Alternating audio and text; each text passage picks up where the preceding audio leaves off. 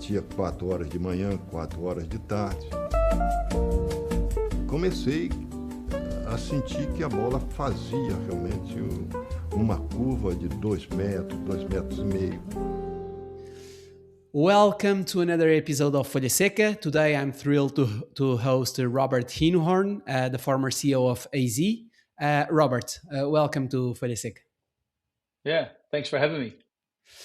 In 1984, you debuted in the Dutch Major League at just 16, winning the Netherlands Top Prospect Award before capturing the 1987 European Championship with the Dutch national team, a title you reclaimed in 1999 after your Major League Baseball career. How did it shape your character to be a Dutch aspiring pro in the 80s, moving halfway across the world to compete directly against the best talent in the Americas?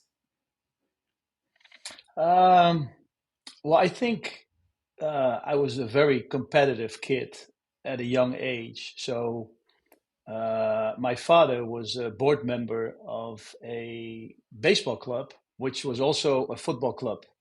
So when I grew up, I played football or soccer, football like we call it, in the winter, and I played baseball in the summer.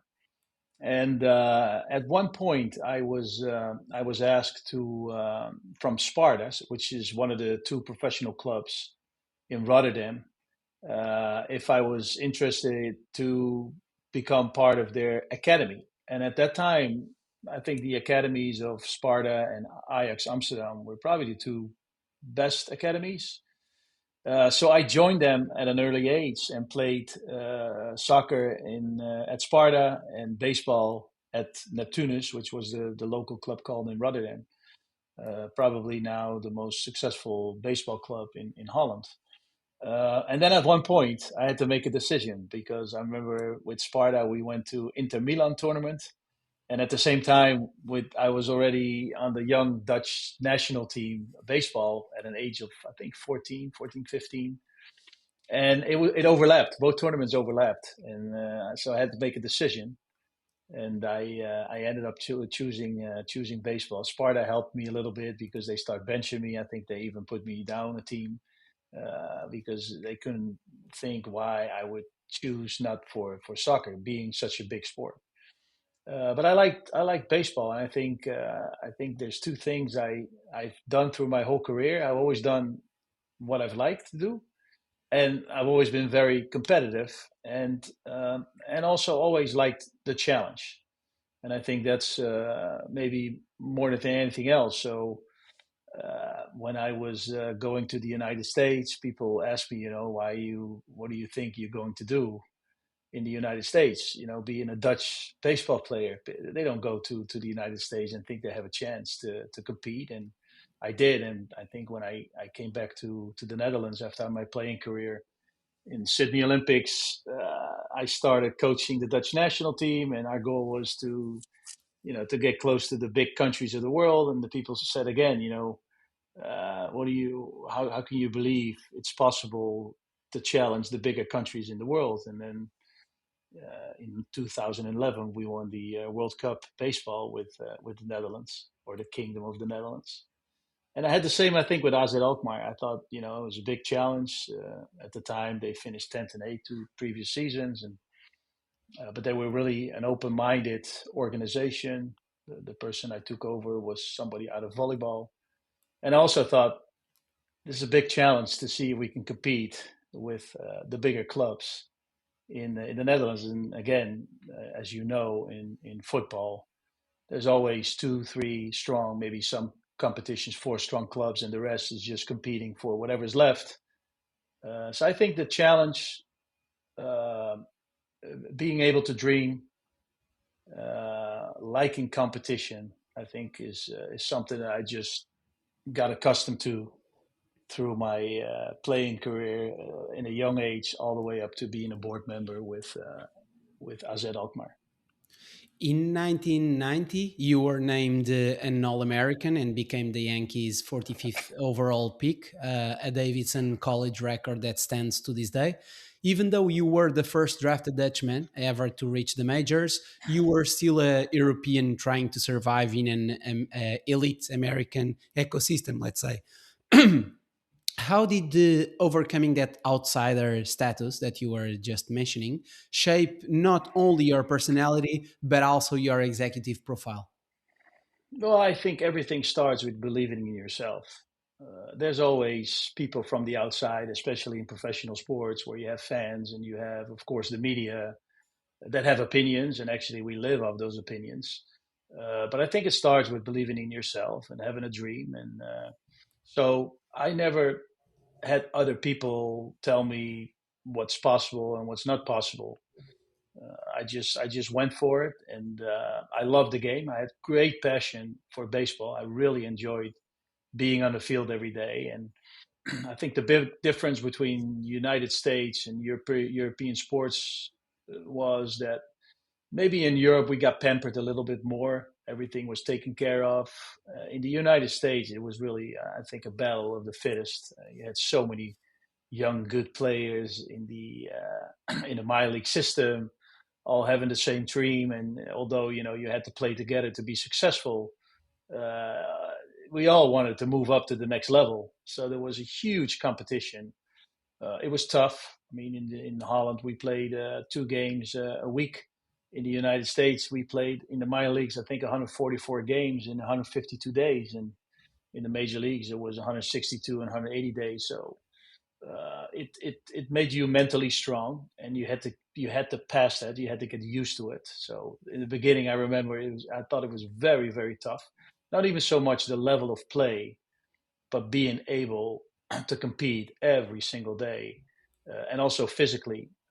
So I thought I was physically behind, but the program there with the weightlifting way ahead of what we did in the Netherlands, kind of got me to be stronger, and also to be able to physically being able to play a full season. And then it kind of came together, the talent and the physical and the mental part. Yeah, made you go up a level. Not, I won't say every year, but every other year. Yeah. I believe that when you played in the MLB, it wasn't normal at all, let's say, that to see an American playing there. I believe, if I'm not mistaken, that there was only one other European playing there. So, my question for you is in your view, does that kind of skepticism usually fool a player or break them? And how did you handle this kind of pressure?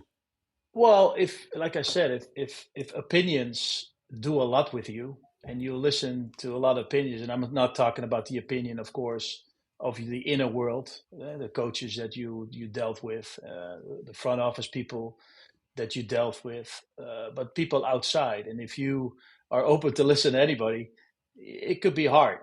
I think it all starts, like I said, believing in yourself, working hard. There's no doubt about it. There's no shortcuts getting to the top. So you had to be, yeah. I mean, it was I'd say, sport all of a sudden became a 24-hour business. It wasn't anymore like in Europe. You're one of the best players. It's easy for you. Everything kind of goes by itself. Here, it didn't just go by itself. I mean, there were so many good players and stronger players and bigger players and better players. So yeah, it was real. It was hard, but at the same time, I really wanted it to succeed. So you just did everything possible. But it was strange. The other one, it was Rickert van Eyden that I played with in Holland. He was from Amsterdam. I was from Rotterdam, and he played for the San Francisco Giants. And he was the other guy in our time that actually made it to the major leagues. But we were the exceptions to the rule then. Now there's more kids signing with clubs in Major League Baseball and the minor leagues, because the path is a little clearer than it was in our time. I mean, we really had to go to college or to high school to be seen. Although I had a chance to sign after the Seoul Korea Olympics, but you didn't see many foreigners sign to Major League Baseball other than people from Latin America, because it was also closer, I think, to the U.S. and most clubs had academies in the Dominican and in Venezuela and in Puerto Rico. Even Asian players you didn't see that much, and definitely not from Europe. Europe was seen as a soccer continent, not as a baseball continent. Yeah. Speaking about the Seoul Olympics, you represented the Netherlands in both the Seoul and Sydney Olympics, retiring with 69 caps. After your US chapter, you returned to Neptunus Rotterdam as a player coach, capturing the World Parts Tournament and the back to back European Cups. In a historic 2000 season, you dominated on all fronts. So you took home the Home Run King title along with both the MVP and Coach of the Year honors. Looking back, what did that dual role of player and coach teach you? Well, I think even as a coach, you are always trying to look through the eyes of the player. The player has the best view on the field or on the pitch, if you say soccer. So you're always, trying to go by the eyes of the player, and then making decisions on the side, knowing what you think he sees and making the best decision. Now, when you're a player coach, you have both. You actually have the same, you have the same view that a player has because you're on the field, and at the same time you can make the decisions based on what you see as a player at that time. So I think that helped, although you don't see coaches at a very high level who also are in the field playing. At the same time, though, coaches always do like to have players who are like an extension of their beliefs and the way they see things, even maybe in the locker room, but also on the field. Because it always helps when you have mature players in the field, because they have the best view. The players have the best view. And when you sit on the side, and you have experience as a player, of course, it helps because you kind of know what they're seeing and what they need to be done on the field. So yeah, it was a good experience. But again, it also said something about the level of play, of course, because at the very highest level, you don't see the head coach also being in the field. When we take the most successful teams, do you think that there's always this kind of at least one figure of player that is kind of a secondary coach, let's say within the football pitch or or within baseball pitch? Do you think that this is kind of mandatory to have this link between the coach and the specific leader in the field, like the captain in a football team, for instance, and a soccer team? Oh, no doubt. In my belief, you got to have a couple players who are leaders. At least you need to have one. I watch some of the uh, podcasts now in England with Roy Keane in it, and just by listening to him, and even the way, even after all these years, the other people that sit on the table and how they react to what he has to say, you just feel that this is not only a person that was very competent as a player, but at the same time, he made sure that the discipline was there, that everybody was doing what needed to be done to be successful as a team. Because you need each other. But as a coach, even if you're in the locker room and you're telling the players what you like to see, what not, at one point, you're going to walk out that door, close the door, but then the team doesn't stop there. So a lot of times in a team, as a coach, you're not around. So you like to have players who kind of guard the values that you have as a team, and also whatever the tasks are that every individual player has on the team. And you hear it a lot of time with coaches in big stadiums. It's very hard to communicate to your players when you're on the side of the field. I mean, you have the break, of course, after 45 minutes. You have before the game. You can evaluate after the game. But if you have a couple of players, maybe a player in each line that is really a leader, I think is very, very valuable to have. And even, like with AZ, we had a lot of talented kids playing on the pitch because of the academy and the many talents we have. They need to be guided. I remember when I was, a rookie with the Yankees, we had these older players.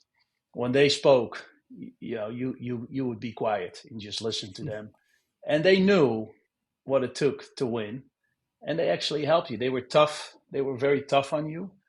But when you look back, uh, very valuable. So I think good young talented players uh, need to be guided by mature players who know what it takes to win. And again, in the 2000, fresh off your MLB career, you founded the Unicorns Baseball Academy, where you remain an advisor to professionalize Dutch football.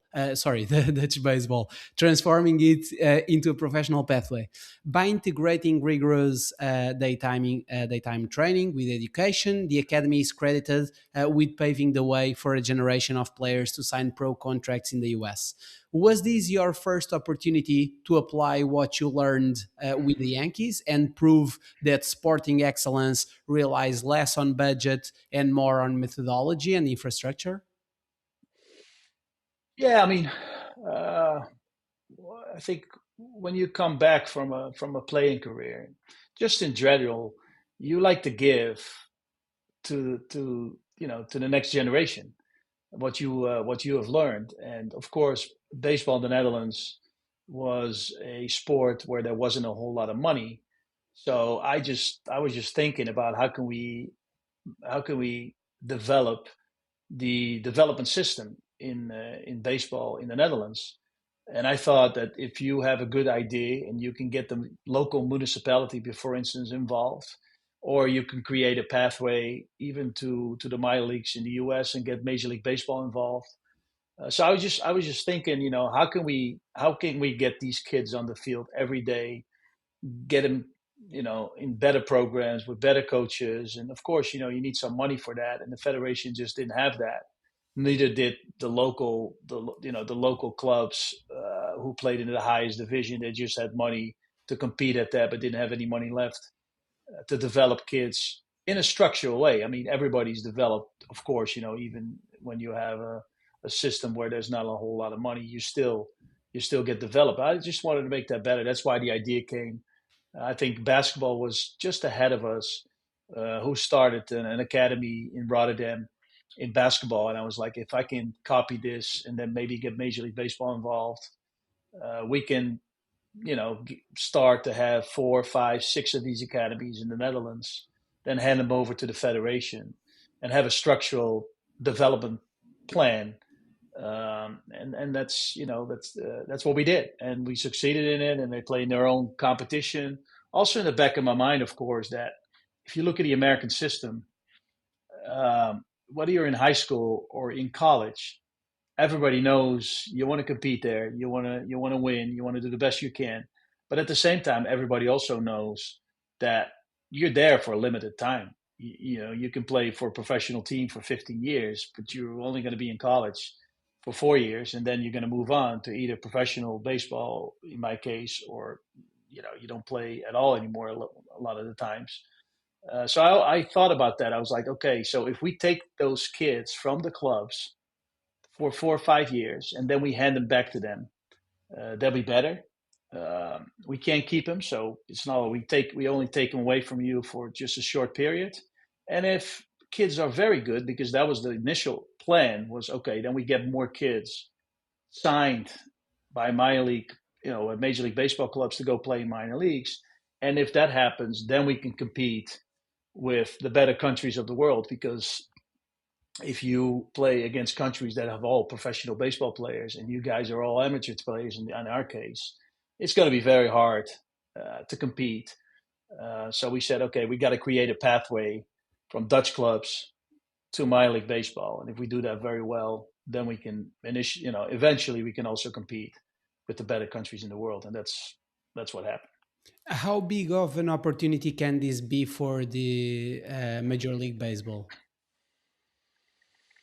Well, I mean, I think in every sport, I think the NBA does a very good job with that. They're very visible all over the world. They have great grassroots programs.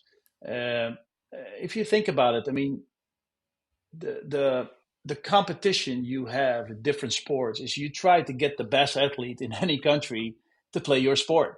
That's basically what it is. That's why in some countries they're very good at water polo.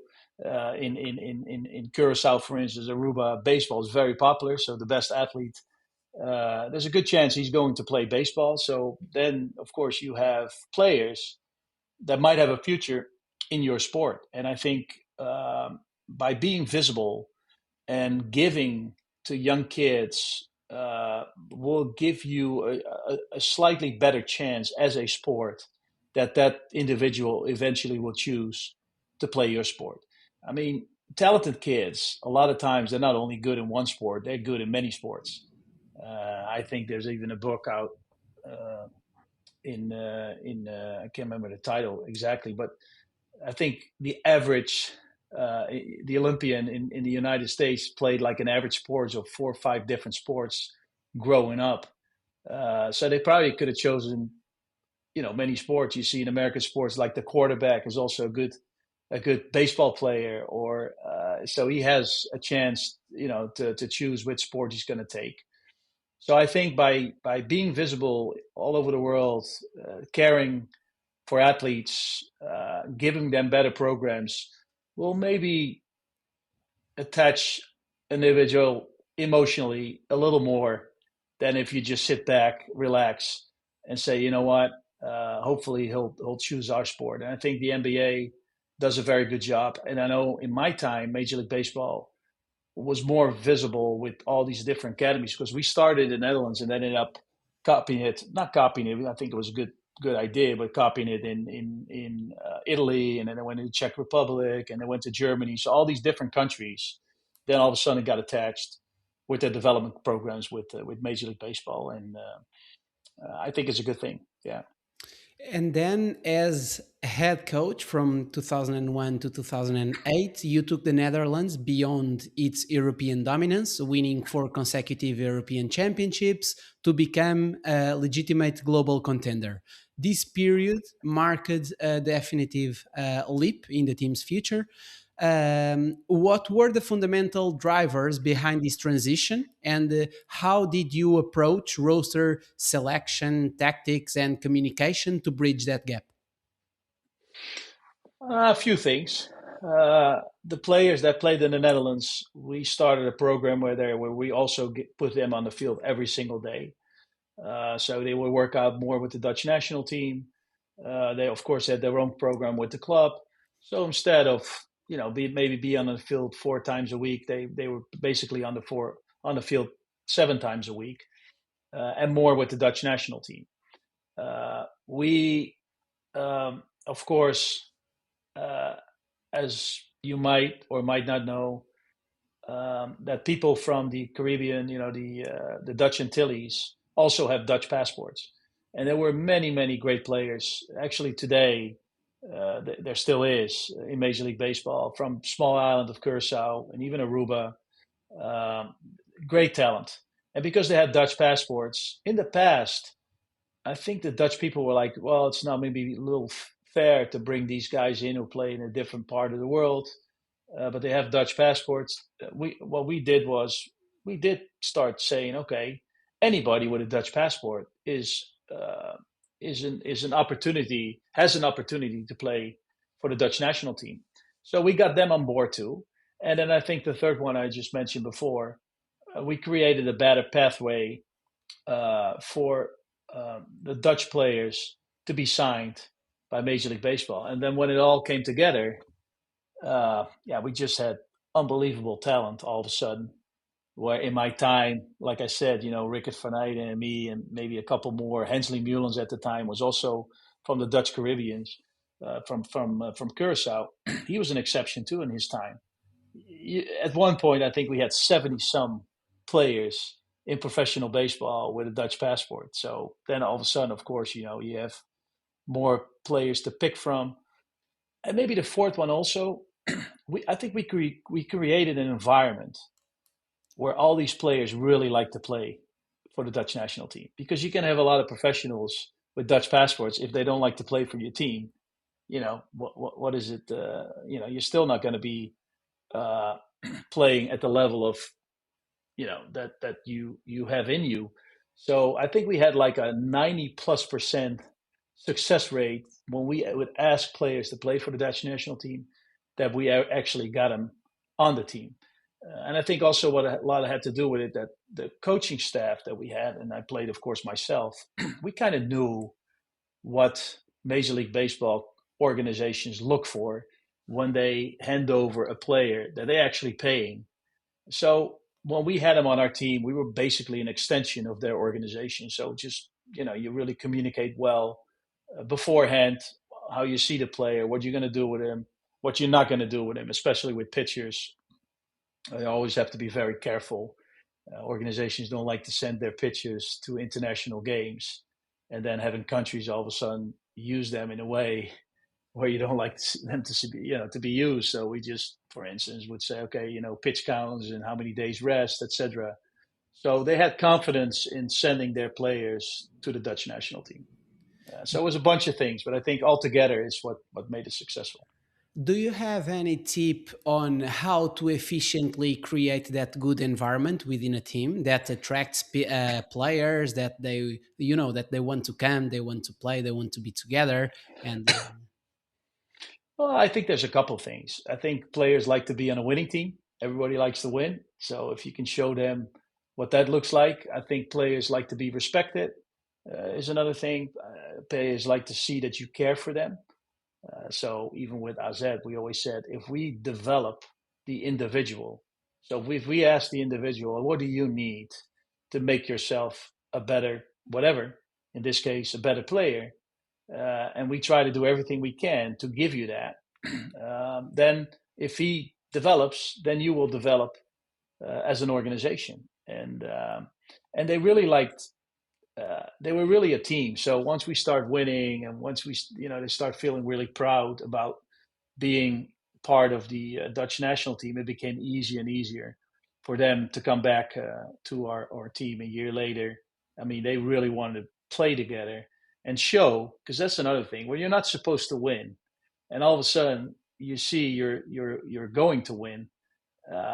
You get that feeling too of, we might be doing something special here, and I'm part of that.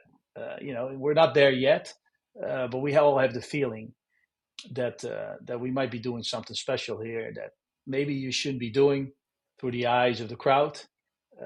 So we kind of went on that as well, saying we're doing something really special here, and you could be part of it. So in the beginning, we had to do a lot to get him on the team. At the end, it was like, hey, what's the program for next year? And can I be part of it? And that academy system that I believe you launched, the domestic academy system in the Netherlands, integrating training with education, as we already mentioned. Mm-hmm. And I believe, correct me if I'm wrong, that in that moment you kind of established the Netherlands as Europe's premier MLB talent factory. What were the main differences between the Netherlands and other countries, as you mentioned, like Italy, Czech Republic, and so on and so forth? Um, well, I think even the Netherlands in Europe, just in Europe, it was always for years, it was always between the Netherlands and Italy. Italy using a lot of Ital Americans, as they call them. So people that grew up in the United States but had a background, it was like some kind of connection to the Italian mainland. We, of course, had the great players from the Dutch Caribbean, the Curaçaos and Aruba. So most of the time it was always between the Netherlands and Italy. Later on, Germany, I thought, did a good job creating a good program. The Czech Republic, then all of a sudden England knew they maybe have access to Americans or people from Canada. Spain used all of a sudden players from the Dominican Republic or from Cuba, or where there was some kind of connection to Spain. So what happened at one point is that everybody started really driving each other, doing better and better because the competition got better and better. And I think that helped too. And like I said, it all starts having talent and getting good athletes to play your sport. And we were lucky that still individuals were choosing baseball as a sport. And then you got to create a good program with good talent, because if you don't have a program for them, then it's not going to help either. So I think it was just a fact of enough good talent being pushed through a good development system, and then getting on the national team and performing at the very high level, at the top level.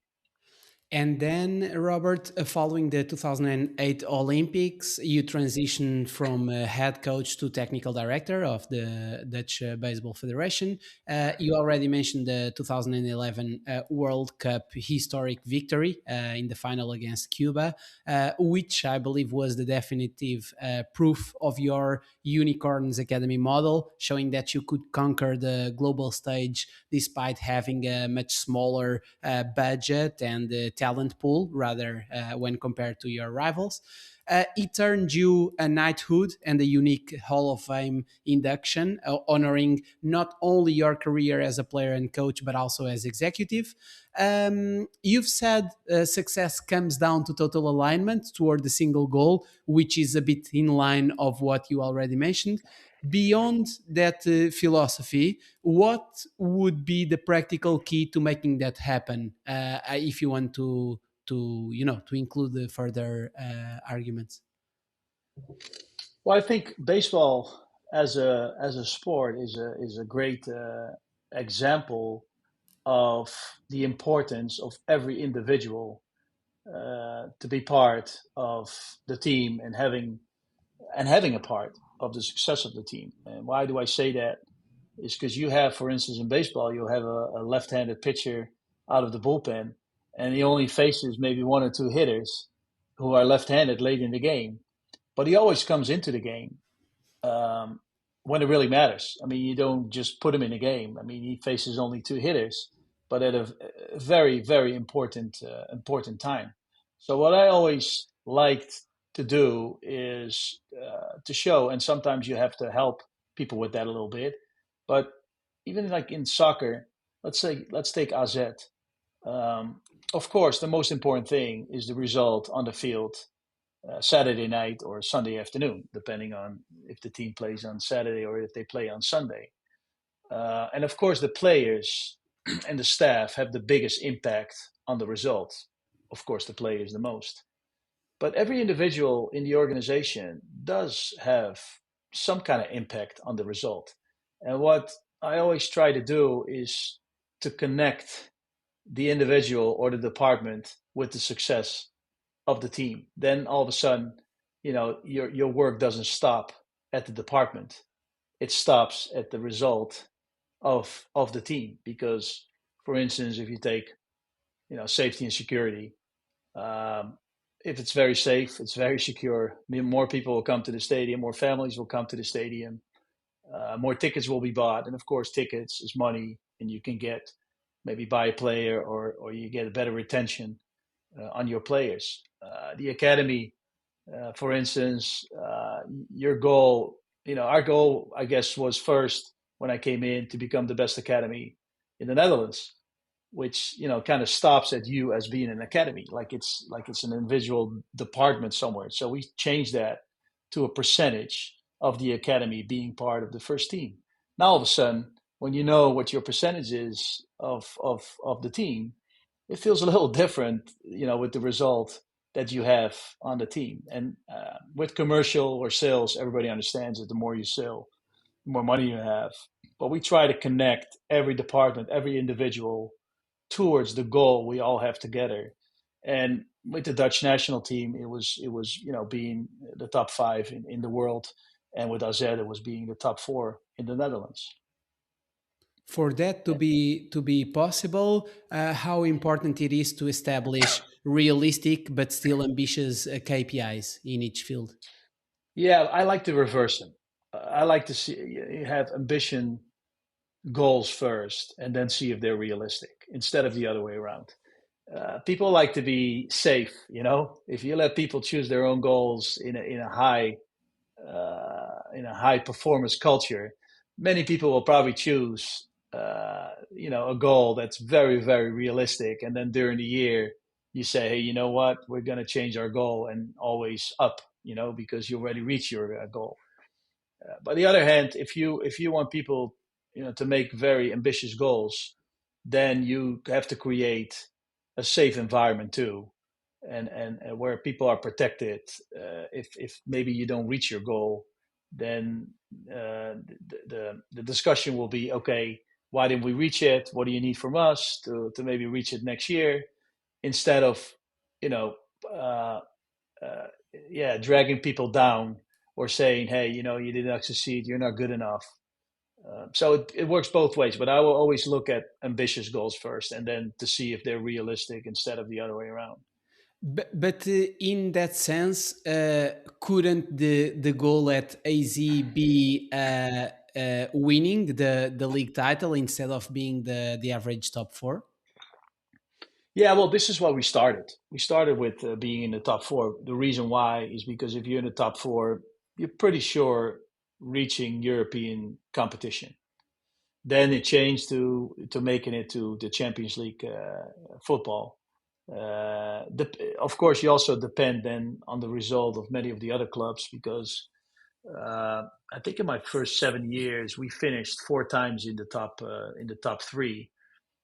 Actually, one time we were tied for first place in the Corona season with Ajax, and if you look at it now, so yeah, that would have at least gotten you into the playoffs of Champions League football. But when I started at that time, because the Netherlands were like in 14th place in the European ranking, and then slowly going down, we only had one uh, club that would go directly into the Champions League, and then the number two will go into the would go into the playoffs. But that was our goal at the end of my career with AZ, was making it to Champions League football. Yeah, yeah. And you already mentioned along our conversation that you succeeded Toon Gerbrands, who came from volleyball, and actually you were succeeded by Merin Zeeman, who came from professional cycling. Given Yeah. this given this pattern, do you see it as a deliberate statement by AZ to constantly hire leaders from other sports? And how does that translate into a genuine culture of out of the box thinking? Well, of course, I asked the same question to them when they came to me and said, "Hey, why you want me as a CEO? I've had a baseball career, not a football career." Their answer was that they wanted a CEO that led in sports, so was a leader in sports, but not in football. And they wanted a technical director to come out of football, but not have a coaching degree. So the technical correct director could not sit on the chair of the head coach, and the CEO could not sit on the chair of the technical director. That was their explanation. And I think what's good about that is, first of all, I think you should always look out of the window. You should always try to uh, um, uh, um, try not to get into a situation where everybody is thinking the same and being the same. I think if you're in a tunnel vision type of organization, you will miss a lot of information that is actually out there, that you have access to. And I think by taking somebody from another sports who's also been in a high performance culture, whether it was Tone being in volleyball or me in baseball or Marijn in cycling, this way you'll make sure that you will also have access to other influences, other ideas, to bring in to the organization, and see if you can translate that into, in this case, the football industry. So even before me with Tone, AZ was always an organization looking outside of the window to see, can we learn from other areas, and translate that into our football organization, to actually, and this is what we all try to do, to get an edge somehow, somewhere, because that's what you try to do. Like, you were talking about baseball earlier. By the way, the biggest influence I think with baseball was the guys from, I mean, our academies were, no doubt, but it was the influence also from the Dutch Caribbeans, with the players from Curacao and Aruba. But you're always trying to look for an edge. And one of the edges, for instance, we had in baseball, the Netherlands is a very small country, and which means we can practice during the year a couple times a week. Where if you're in the United States or Japan or wherever the other big countries, you cannot, say, you know what, I know you work out with your club, but we're also going to work out twice a week with the players. So if you look from a group dynamic standpoint, where you always have that storm phase where people think they're the leader, or they get a task, they don't like it, they get a position they don't like, whatever, you always have to get through that before everybody agrees to the task they have, and then the focus is on the team and getting results. Well, we got that stage already before we went to tournaments, for instance, where others find out a lot of times when they're in tournaments. Just a small, yeah, it was just a small edge. And of course, when I came into football with AZ, I had access to the Moneyball thinking of baseball and how data was already integrated into the sport there, and where football was kind of behind. So that was also for us to say, hey, you know what? You have access to very, very smart people in the world, in data science, and there's nobody really using it yet. This could be a great edge for us to be one of the first ones to do so. It's pretty interesting to see that AZ is in the extreme opposite side, it seems, when compared, for example, with Ajax, right? Because Ajax is always bringing in former players for to leading positions. So it's pretty curious to see how different clubs completely changed this kind of strategy. Yeah, I mean, there's different ways to roam and to win. A lot of times, when you're the biggest club in any country, or you take Bayern Munich, or Ajax, of course, being one of the bigger clubs in the Netherlands with Feyenoord and PSV, and in Italy, you have the big clubs. You have the big clubs there. Uh, the dangerous part of being the best and the biggest is you can tend to get lazy, because everything kind of comes in your direction without having to do a whole lot. And that's why I say, in time, when something uh, is out there, and it's new. If you're a small club and you use it first, you can have success for a while. What you usually see is that the big clubs, after a few years, see, hey, you know what are they doing there? How is it possible that AZ is with the top three every year? What are we doing wrong? And then they start looking at themselves and they start copying things, or they take people from your organization, and then you see the big numbers uh, will eventually be on top again. And then you have to reinvent yourself again as a smaller organization and find something uh, to break uh, to break that again, and find an edge again, so you can compete again with the bigger clubs. Yeah, yeah, for sure. They are, of course, they That's why you think, should never be afraid to change. yeah. I mean, what's the risk if you do the same as the big clubs? You know for sure you're going to lose. So why Yeah. not try to do something different, and give yourself a shot to win? Yeah, for sure. Also because, of course, those big clubs tend to be heavier and a bit slower to change. But Robert, under your tenure between 2014 and 2024, the club's net operating revenue grew by 98% approximately. This organic growth, purely from commercial activity and TV rights, without even touching the player trading numbers. Given that AZ operates with a significantly smaller fan base and social footprint, as we've just mentioned, when we compare it with the Feyenoord, PSV, Ajax, how were you able to drive such massive growth, organic growth, while remaining so competitive on the pitch? Well, I think the biggest growth was in the player sales. One of the things that I saw is that AZ, when they almost went bankrupt years ago, they made a great decision to invest in a youth academy. So that was the first big step they took before I got there. But what I did notice was that the good players out of the academy never played on the pitch of AZ because they were taken away by the bigger clubs before they even got to the to the first field of AZ. And of course, that had to do with money as well. So it's kind of strange when you invest in the front side that you don't invest in the back side. So when we had this great group of players with Kelvin Stengs and Myron Boudou and Guus Til and Teun Koopmeiners and Owen Wijndal. I mean, there was a group of young players. They were very exceptional, even in their youth, where they all played together. And every year they won the championship, but not by a little, by a lot.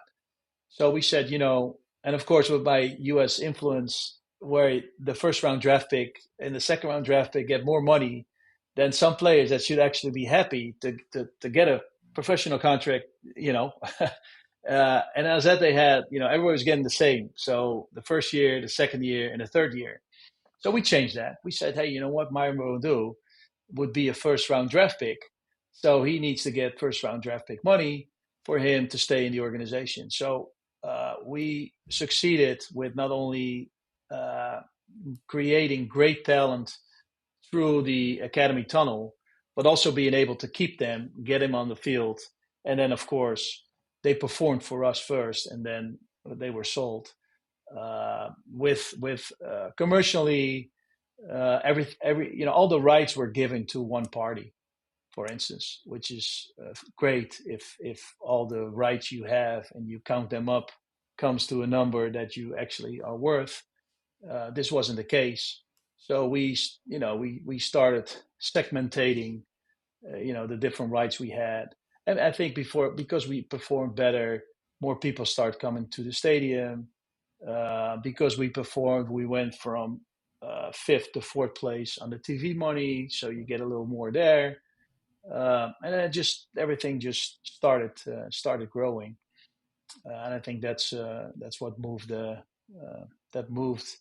the financial situation, where AZ now is a very healthy organization financially, and I think also football-wise, because of the academy and being able to attract players from the outside. But the football part, the players was the biggest part of, and it all started in that area somewhere around 2014, 2015. Yeah. And now it just continues. Once you raise the bar to a certain level, it becomes easier because everybody knows. You knock on the door at AZ, you got to bring some cash with you. Yeah. Now it's different because the pathway from the youth system to the first team, it's clear. But was it tough to convince the first really talented youth players to remain at the club because they would get their chance? Yeah, actually it wasn't. And the reason why is because this group of players that I just mentioned to you, that all played together in the youth system with us, they kind of told each other, we're going to show them also with the first team that we can compete. So they wanted to win together at AZ. And of course, we needed to do some things from our end as well. But it helped that these guys kind of promised each other, saying, "Hey, you know what? We've always won in the youth. We're going to show the people also that we can win as the senior players in the first team." So that helped. That helped as well. Yeah. Yeah, yeah. And of course, successful player trading is instrumental in scaling a club's revenues, as we know, and it hinges on elite recruitment and talent development, of course. But in parallel, how can a club's brand be developed behind the scenes? I'm thinking about, marketing, PR, networking, so that the club can truly make that leap in the market. Yeah, I think I always thought, and I tell people this a lot of times, that my first day with the Yankees, when we were all young players in the draft, and you had like 40, 50 young individuals coming into a new situation. And I think what they were able to do with all these players is from the moment you stepped into the building until you stepped on the field and you went back to the hotel, in those whatever it was 10, 11 hours or 9 hours, they made it clear to us in one day um, that you had to win the World Series there, and that the Yankee pride and tradition, but definitely the discipline. I mean, it was a very disciplined organization. Everything, we got so many rules there, and they were like shouting them out to us, every single one of them, and saying it was non-negotiable. And I always thought that if you can keep it that simple, so if you can make people clear that what your vision, your strategy is, and what the conditions are that are important to have, and what your values are, and your core goal, what that is. If you can communicate that constantly, so the strategy, for instance, with AZ is a leading academy in Europe and innovative scouting, and if you can just whatever you communicate is part of that one pager that you think is who you are, then people will start knowing at one point, okay, this is the identity of AZ, and that's, I think, where your brand becomes known. If you communicate in all kinds of different directions, it's going to take a long time, and you like your organization to be different in some capacity than any other organization. You want people to recognize that. I thought always if you look at American stadiums, for instance, if you look at the outside of any stadium, you say, okay, yeah, I know exactly that's Yankee Stadium or this is Dodger Stadium. They never look the same on the outside. There's always something. When you go into the stadium, they pretty much look the same. I mean, you have seats and you have the field, and you watch the game from the field. But from the outside, they're never the same. There's always something different there. So people know, okay, that's that stadium. And I think with the organizations, it should be the same thing. We're all football organizations. We're all baseball organizations. But when people are with you for a day, they should walk out to the door and say, okay, yeah, but this is the identity of this organization. Yeah, yeah. Did you put forward any kind of internal documentation about AZ's values, identity, and so on? Of course. Internal documentation to. Yeah, of course. But also not just say, hey, these are values, but what does that mean for this department? What does that mean for this individual?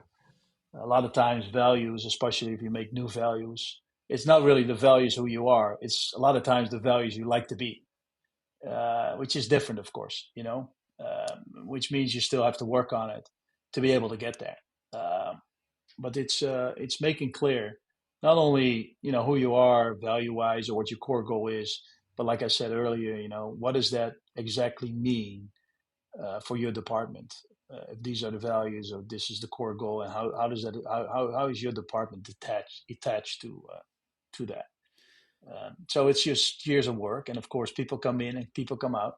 But later on, it was also much easier to hire people, because if you have a much better idea of who you are, then it's also much easier to hire people that okay, these are people that could actually fit in your organization. And for AZ, for instance, it was you had to believe in development and you had to be curious. You had to be curious. If you're not curious and you don't believe in development, then AZ was definitely not the place to be. Thinking about a practical example, Robert, when you were mentioning before about people working in the academy, that you were speaking about, like making it kind of a KPI, right? Like, okay, your goal is to develop talent to the first team, but before the young players weren't really getting into the first team, so you just try to make it a number, a reality, an objective. How do you link this with what we just mentioned about the identity of this particular department, for instance? You mean what with people working in the academy? You were saying that in the beginning there were no players, no young players like achieving the first team, and No, but but if it's like I said, they said we want to become the best academy in the Netherlands, and we said okay, but let's say you're the best academy in the Netherlands for 3 years, and we have nobody on yeah, the first field. You might think you're doing a great job. We might be thinking about shutting down the academy. And I think, but it works both ways, because once they knew that for us it was all about the percentage of academy players in the first team, and they saw we tried to do everything we could to keep those players on the first team and have them compete there. Now all of a sudden, it's a great motivation also for anybody involved with the academy. When you look at AZ today, and the great young players they have from the academy, and they're competing on the field. And then you have Max, who was my colleague at one point, selling them and being good at that. You see what the influence was or is of the academy for the success of AZ, not only from a performance side but also on a financial side and a continuity of the organization. That would give me also a lot of proud if I'm a part of the youth academy and seeing what the influence is of your daily work. yeah, yeah. And when we think about that, the revenue generation generated from player sales, did you have any plan on how to reinvest that money into specific, like long-term infrastructure, staff Yeah, of expansion? course. Yeah. Well, you look at a football club, there's a couple things that are important. Of course, the infrastructure is very, very important to have. Talent, you got to have talent. If you don't have talent, you're not going to be able to compete. And then you have your way of working. If you look at the first two, infrastructure and talent, I think we knew we had to invest in both. So whether it's the stadium, whether it's the environment, if you have people in your organization that are really experts in some capacity in whatever, you need to still put these people in an environment where they have access to whatever they need to bring their expertise to the fullest. So you need to invest in that as well, and of course talent. And with talent, not only talent on the field, everybody understands you need good players on the field to be able to compete. What's left out a lot of times, especially if you don't maybe have enough money, is to also do the same with talent off the field. And I think, or we thought you needed to do both. So you need to be attractive not only for talent on the field, but also for great talent off the field. And again, you have to invest in that. And then if you look at your way of working, of course, culture is a part of that. Process is a part of that, but also systems. So invest in systems as well. Like I said, if you have a data science guy who's very, very smart, or a woman, but you don't give them a computer. Of course, this is an exaggeration. What good is it to have a data science person if you don't give them access, to the tools that you need to give that person to be able to to show their expertise in the fullest, and for you as an organization to get the fullest out of them, Yeah, yeah. or the And most out of them. Yeah. while it's often frustrating, of course, to see elite talent lured away by richer leagues, AZ has mastered the art of identifying undervalued players to restart the cycle. For years, you know that football resisted the money ball approach. Having proven the model success, what makes football indeed compatible with data analytics, according to you, and how central has data been to the club's recruitment strategy? Well, I think it's really become part of the process. I mean, you still need scouts. Still need people also to tell you about the history, injuries, or the mentality, or the mindset. I mean, there's many things, but data has no doubtly became part of the process in the decision making at AZ. And in the beginning, when you bring new things to the table, it's always gives some people some insecurity because even today with the AI, I'm pretty sure people think they're going to be left out, or we don't need you anymore.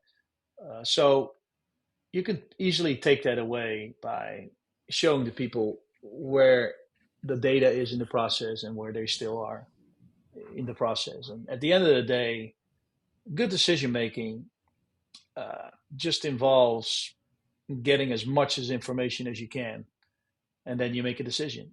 So if you leave great information out, that wouldn't be very smart, right? Uh, so I mean, it makes all common sense. People just need, respect and attention. The computer doesn't. That's the big difference. And they still, like I said, the scouts. I don't, we didn't get rid of a lot of scouts. I think the number is still the same, maybe even a little more.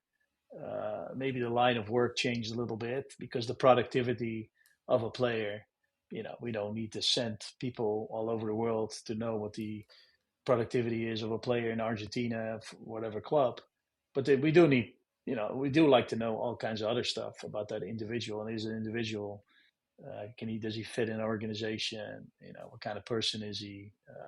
Can he play in our system? I mean, there's many things you still like to know before you take that player. And of course, can you pay him? Now, a club like AZ, we needed to find the diamonds in the rough. I mean, if I was a scout at Bayern Munich or Juventus or any of the major clubs, it's a lot easier than when you try to compete again, with these clubs, and you just have less access to, in this case, money. Looking back, Robert, at the time you spent proving that innovation wasn't meant to replace football knowledge, but rather to increase the probability of success. What are your key takeaways on how to implement disruptive change efficiently? Well, I think what I just mentioned before. I mean, everything is a process, and when you bring something new in, it changes the process, but it doesn't change it completely. You just add something. A lot of times, you add something on, so you got to show what you added on. I think that's important, and not that you're throwing everything out of the door.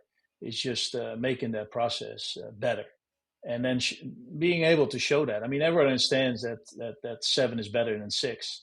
So even with complicated processes, you still like to bring it back to, if you can, a one number so everybody understands. And then the credits always go out to human beings.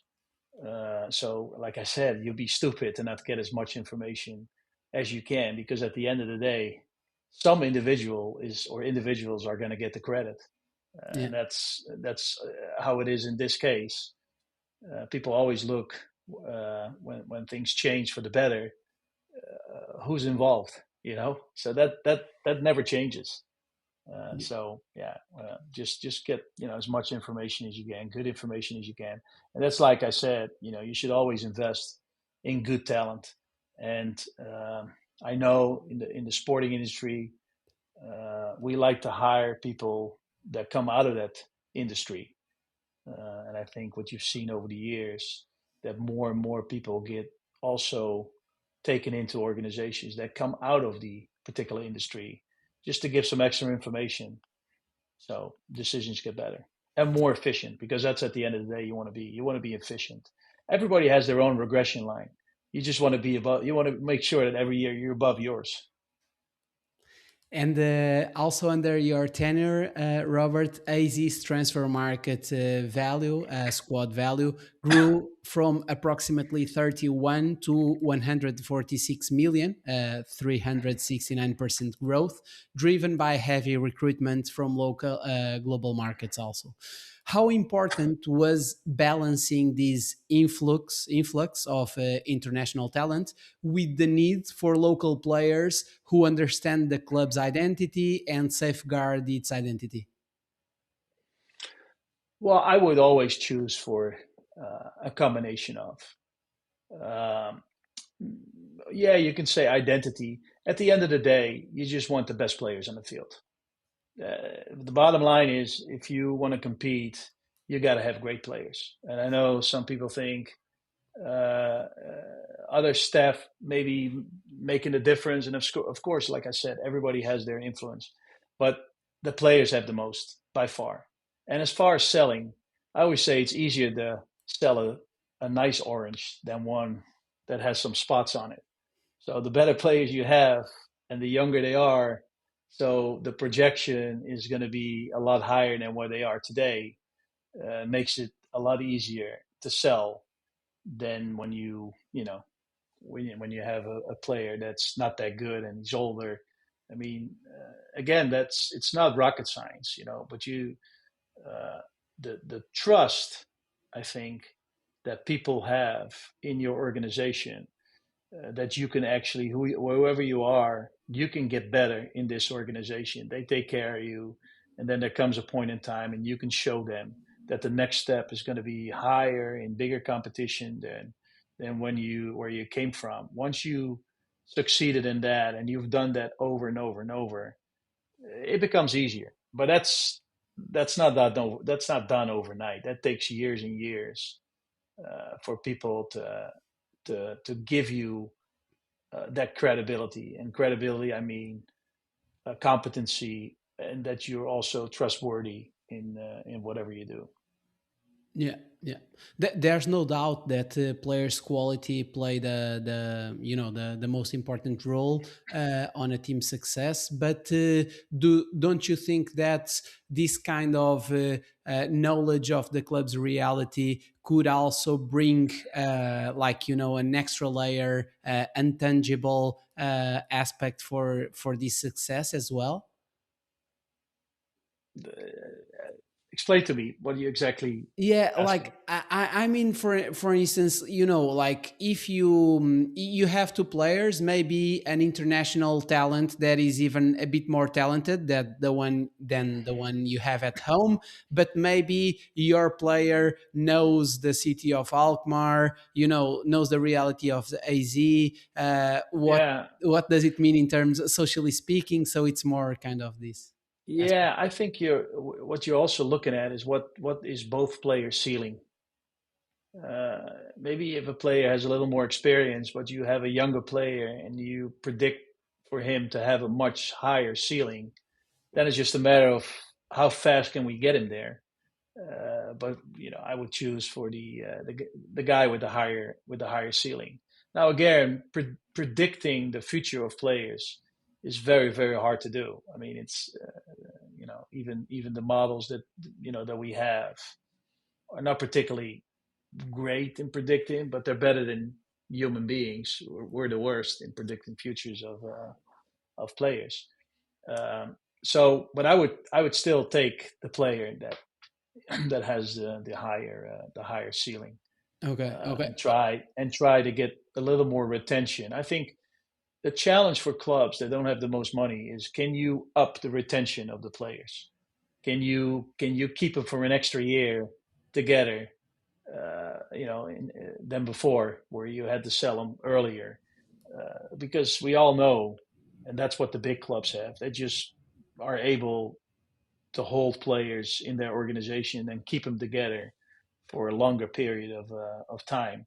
And that's what you also try to do as a maybe smaller organization. Can we create an environment? Can we create a financial situation for players to stay that one extra year, so you give yourself a bigger chance to compete? Yeah, yeah. And how do you do that? That's what you do by getting more money into the organization. And there's only a few things you can do. Of course, you got the match day and the broadcasting, and then you got a commercial part, and you have the player sale, and you just got to do better in all four every single year. Yeah, yeah, And also find revenues that nobody else has. So do something that nobody else has, because we're all selling tickets, we're all selling hot dogs. And if you're a stadium of 50,000 instead of 20,000, so you think you're doing a great job selling more hot dogs, but your competitor is doing it times 2.5. So you got to also find revenue streams that nobody else has. yeah, yeah. But I understand, Robert, that it's not a major concern of yours to have local players. You see that global talent, that talent is everywhere, and the most important is just to get the best players on in a team, right? Well, yeah, but also, I mean, when you buy a player, of course, you have the amortization on the player. When the player's in your academy and you just move them from, the youth teams to the first teams, you don't have that. So, of course, that's also uh, something that you have over with local talents over players that you bring in from the outside. So again, there's also money involved, and like I said before, that whole group of guys, and there's a new group of guys that are at AZ right now who won the Youth League a few years ago. They've been used to playing together, and there's no doubt. I mean, knowing each other in a group, like a team sport, like soccer, it helps if you and I know each other very well. I mean, in baseball, of course, I worked out a lot of times. I was a shortstop. I worked out a lot of times with the second baseman, because we just we had more plays where we were both necessary to complete something. In football, it's the dependency on each other is so much bigger than, for instance, in baseball. I mean, you hit a ground ball to the shortstop with nobody on. Everybody knows you're going to throw it to the first baseman. It's just how the sport is. In football, you have all these different opportunities, and there's another team running around, trying to make it as tough as possible for you. So we have a lot of players, 5, 6 players out of the academy that have been playing with each other for 13, 12, 30, since they're 12-year-old or 13 years old or 14. They really know each other strengths and weaknesses, and makes you a better team. Yeah, yeah. And when we think about club culture, Robert, you've stated that you have no regrets regarding the dismissal of Arne Slot in December 2020. After it emerged he was negotiating with Feyenoord. You maintain that, given the information available at the time, you would make the exact same decision today. Does this come down to the belief that no matter how talented the player, coach, or executive is, certain principles like honesty are non-negotiable foundations that, if compromised, eventually cause the whole house to collapse? Well, if you look at culture, culture to me is three things: it's how you behave in the inner world, how do you deal with the outer world, and the factor time. So when you look at the inner world, it's always about norms and standards, and whatever your norms and standards are, they count for everybody. In short, and actually, you see it now in a maybe a different way, but I guess Mo Salah uh, didn't behave in the norm and standards that the team has at Liverpool, and you see what happened. He was not allowed to go on a trip in Rome. So I think that's, in short. I mean, very, very, very highly talented coach, and I would suggest, although I have nothing to say there, to Liverpool to keep him on, because I mean he's very, very good. At the time, these were our norms and standards, and unfortunately, this is what we had to do. And that's why I said, if whatever your norms and standards are, they don't only count for the individuals that maybe don't have as much impact on your success. They should go for everybody. I remember one day in '96 when Joe Torre took over the Yankees. I remember we had like a meeting. I don't know what time it was. Could be 7 or 8 o'clock. And one of the biggest players of the team walked in too late, and the way he handled it, it was like, okay, everybody knew there. We were like with 60 players there. If this is the way he handles it with him, then he's definitely gonna do it with me. So yeah, I like I said, if whatever the rules are that you have in Norman standards, you should have them for everybody. And then in August 2019, when the stadium roof collapsed, you turned the potential disaster into a strategic victory, I would say. You quickly secured unanimous city council support to install the new megatruss structure, delivering a safer stadium without compromising the financial stability of the club, while simultaneously increasing stadium capacity and future-proofing for further expansion. Was this the ultimate example of turning a crisis into a strategic opportunity?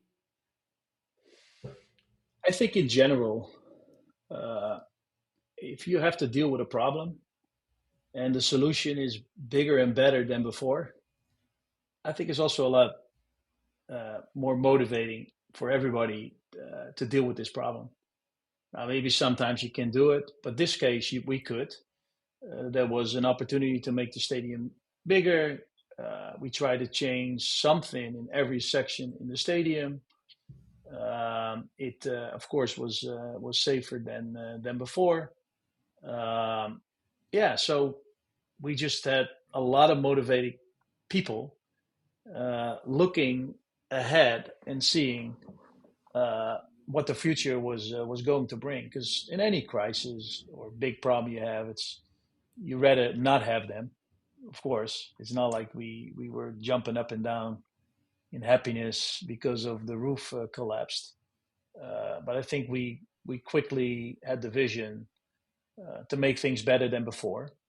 So we had really something to look for instead of dealing with a problem and just bringing it back the exact same way as it was before. Um, which in general you try to do every single day, making things better. In this case, of course, there was a big financial need to be able to do it.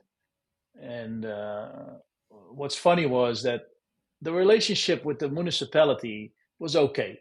It wasn't great. And this problem and the solution brought the municipality and AZ closer than ever before. So even for the relationship there, again, you don't. I wouldn't suggest people to have your roofs collapse to get a better relationship with with the municipality, but it did help in that case too. It kind of brought everybody back to zero and it's like, okay, let's move on here, and they did help us out, and which was very nice, together with some other individuals who said, we'll help you out until you're back to normal. I believe that AZ owns both its stadium and training center. When you look at clubs and you look into the future, what would you say would be the most important things or developments, or in which kind of infrastructures would the clubs need to grow looking at the future? What do you see as most important?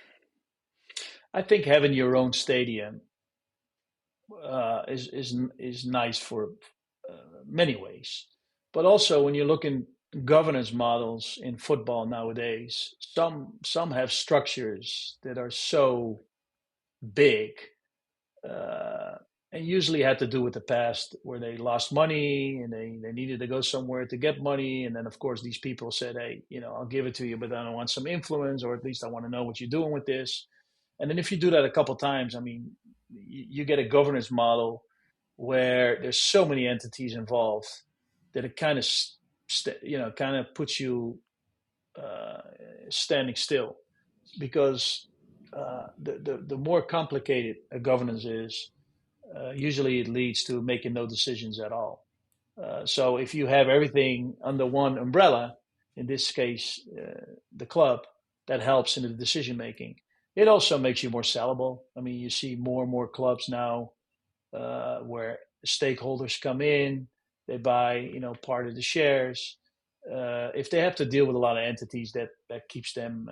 I think that keeps them also away. And the third one, you just, like any organization or company, you just want to have assets. So AZ has the stadium, they have the training complex, although with the training complex, they don't have the ground, they only have what's on the ground. In the stadium, we have also all the parking lots. Now, parking every 2 weeks is, it's not very profitable. So, but you have, at least an opportunity to take a look at, can we build something on the parking lots where you can still park and we get some money out of there because of building or people hiring offices or facilities. Gives you another chance of creating revenue, like I told you before, that some other clubs cannot create because they don't own the stadium, they don't own the parking lot, they're just on a lease. And it makes you, again, more sellable, and which is interesting because I think the future of football is slowly changing, and I'm actually curious to see what it's going to bring in the near future. And getting back to the data subject, you're credited with importing American analytics into Dutch football, culminating in 2015, bringing in Billy Beane, the A's famous executive who would later become a minority AZ shareholder, joining as a club advisor. You aimed to adapt his model of probability-based overachievement on limited budgets to the fluid nature of the football pitch. How did Beane help bridge the innovation gap between the two sports, and how did you translate baseball analytics into a sport as dynamic as football? I was just lucky enough to know Billy before. Uh, we would have breakfast once a year during spring training, because I always used to travel to the different clubs where we had players, and like I told you before in the conversation here, to give ourselves a chance to get these players during the summer or after the summer to play for the Dutch national team. And we always had a breakfast meeting, and then I told Billy in, I think it's, in 2014, that I was asked by a football club to run it as a CEO, and he said, "You should do it. If you do it, think of me as an advisor." And then when I came back to Holland and I stepped into the office of AZ for the first day, I saw a poster hanging up there with Moneyball, and I said, "What is this?" I said, "Well, we went to the movie and it was very interesting." And I told the president of the club, I said, "Well, if you want to meet him, we can jump on a plane and probably can." And so the president was smart enough to say very quickly yes.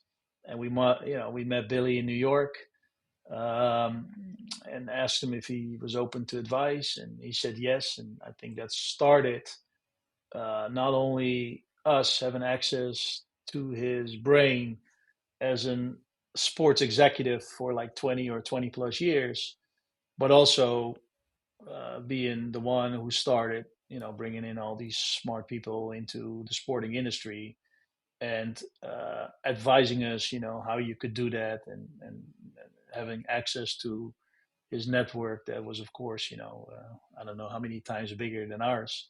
So it just gave us a great head start. And for me, he was always one phone call away. If anything that happened that I had to deal with on a daily basis, I could pick up the phone and say, this is what I'm dealing with. And then, he would usually respond in a couple seconds, because he probably been through it himself somewhere down the line.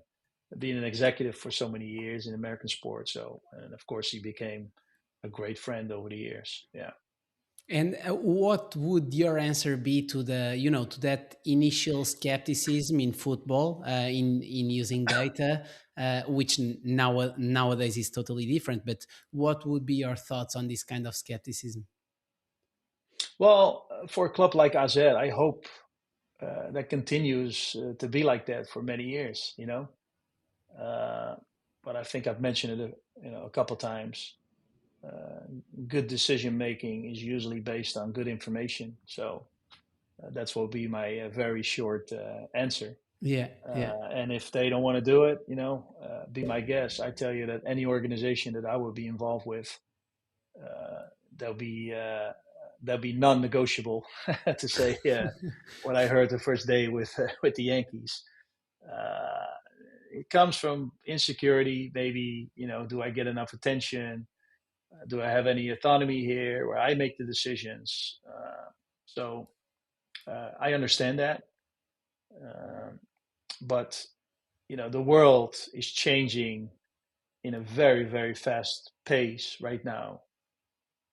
To think that the football industry is the only industry that doesn't have to do anything with that, to me, I think is very far from the truth. So that's why you like the Brentfords and the Brightons and the Unions in Belgium, and those are clubs that I like to follow, and I like to see what the opinion is of the people that lead these organizations. And but everybody's entitled to their own way of leading their organization. I mean, it's not like you get the death penalty if you don't use data.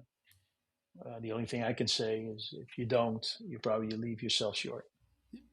Beyond the obvious areas of scouting and match analysis, where else has data been essential for AZ's decision making? I think that any decision you make should start with evidence, and then you have the experts take a look at it. Yeah. So if we don't have enough concession stands, you can easily have this question and you shoot it to the data science department, and they will tell you exactly. And they did with us that some areas in the stadium, it didn't matter anymore if we had 5 or 6 or 7,000 more people in the stadium. We're not going to sell anymore because the capacity just wasn't there. And they could actually show you in what section was the problem, and with anything. So I would suggest not to stop just with the player trading and the scouting, and put evidence underneath anything. And also, I mean, as a CEO, you're obviously not the smartest guy, where it's data or sales or communication or any subject. But when you have people asking you to invest in anything, and they come up with the evidence first, and then they'll tell you based on their expertise that if we do this and this, it'd be even better. It's a lot easier to invest. And if you get the storytelling, and I always give the example, my first day, or my could have been my first week at AZ, I heard two people talk about a player. The one thought he was very good, and the other thought one didn't think he was very good. And for me to listen to both of them, they sounded pretty convincing to me, both of them. To ask to invest in this guy or the other guy, uh, maybe made me a little uncomfortable. And it's just a small example, but it goes for everything. So any department, in the end, pretty much had to come up with evidence first if they ask for an investment, and then explain why it was, how they would make it better than with this system or convention or whatever it was that they wanted to accomplish. You've stated that one must be willing to think differently and that you give people room to be innovative, as we've already understood also throughout this conversation. But do you consider that AZ's specific sporting and social stature allows for a more disruptive management style than would be feasible at Ajax, PSV, Feyenoord, or other European giants, or not so much? Well, shouldn't be. It should be, but a lot of times it is because, uh, like, if you have so much more money than somebody else, like I said, scouting becomes much easier than when you don't have as much money because you just get the best players that've proven themselves already at a high level. But like I said, it makes you lazy too. Uh, with smaller clubs, you want to compete. There's no ifs or buts. You better you better are willing to think differently. Um, One of the nicest things um, that I went that I saw was about maybe a year and a half ago. I visited, I could say, a friend now who's teaching at Harvard, and he showed us the library, and we had all kinds of young people sitting there. They were studying, and I saw on the wall everywhere curiosity. So at one point, I asked him. I said, you know, I see all these signs of curiosity. Why is it up there? Because I thought it was intriguing to me. Because when we looked at AZ, we always want people there too who were curious.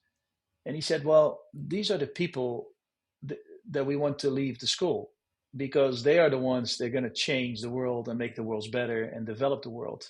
Or he said, you can make a decision and just survive in the system. And football is also a system. So if you want to survive in the system, you probably should do what the greater crowd accepts as what the sport is, or what the league is, or what the federation is, or but you need curious people because they're going to change the system and they're going to make it better. And it goes for anything. So I always liked people willing to change the system instead of just surviving in it. The Vincent Janssen case remains a prime example of data driven recruitment. He was acquired for only €500,000 from the second division. And after delivering 32 goals and being Eredivisie top scorer, he was sold to Tottenham for €22 million after only one season. Does recruiting undervalued talent hinge on shifting a quality player from a suboptimal context to a thriving one, or are there deeper factors at play? Well, I'm sure there is. I'm sure there is. I mean, and everybody always likes to talk about um, the great players that you brought in for cheap, and I think in any way of working, you're still going to be wrong every once in a while. Um, but you'd just like to be more right than before. And with the Jensen case, and I think Ali Reza Jahanbakhsh is for me an even funnier story because I remember at the time Ernest Stewart was the technical director, who's now with the technical director with PSV, and actually they're very successful at the moment. But I remember we got an email from Billy, and it's like, there's a guy they called the Persian Rocket, and I was like, what about him? And he said, get him. And I had no idea who the Persian Rocket was, but it turned out that it was Ali Reza's nickname, and he was also playing at the time at NEC in the second division. So both Vincent Janssen and Ali Reza are a great story uh, because it was in the beginning. They stood out. We were able to get them at I'd say, very fair price, and they were very successful for us first on the field, and then of course being able to sell both of them to the biggest league in the world, the Premier League, and that actually really helped AZ getting over the hump for many reasons. But those two guys were definitely involved in that, yeah. And of course, when you bring players who have great potential in a better environment and a better program with better players, so you practice with better players, you're developed faster than when you're an individual that's much better than anybody else on the field, on the practice field. It's going to take longer. So the question is always, uh, can you uh, can you get to that level? Of when you bring a new player in, can he get to the level or is this a little too much for him? But the good ones, and that's I think one of the indications of great talent is that you look for instance with K Smith now with AZ, you bring him in a higher environment. They only need very short time to adapt. I think that's the indication of great talent. Yeah. Um, you bring them at a higher level, and it just takes them a couple of weeks, and all of a sudden you're like, gee, it's unbelievable. He's already at the level that we are at, and he's only he's only whatever Yates. So it's not going to stop here. Your management philosophy is rooted in core values from which strategy follows, and then you think that this strategy must be communicated in the simplest way to every department affected by it in a direct or indirect way, because you find that not explaining the strategy, it's a reason not to implement it.